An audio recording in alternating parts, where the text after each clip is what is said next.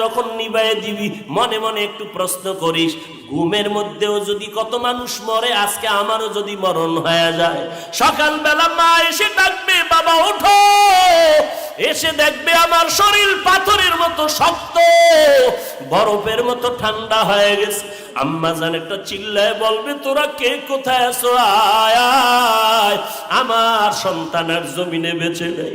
বাবায় কান্না করবে, আবার কলিজার টুকরার সন্তানটা নাই। কেউ যাবে মসজিদের ইমামের খুঁজতে, তাড়াতাড়ি আসো, আমার জানা সন্তানের জানাজা না পড়ায় কোথাও যাবেন না ইমাম সাহেব। কেউ যাবে কবরে কবর খনন করতে, কেউ যাবে বাঁশ বাগানে বাঁশ কাটার জন্য। আবার দেখবা ঘরের পাশে একদল পানি গরম করতেছে, তোমার গরম পানি দিয়ে গোসল করানোর জন্য। তোমার লাশটা ঘরের থেকে নামাইয়া এরপরে জানাজা পড়ায় যখন কাফনে পেঁচাই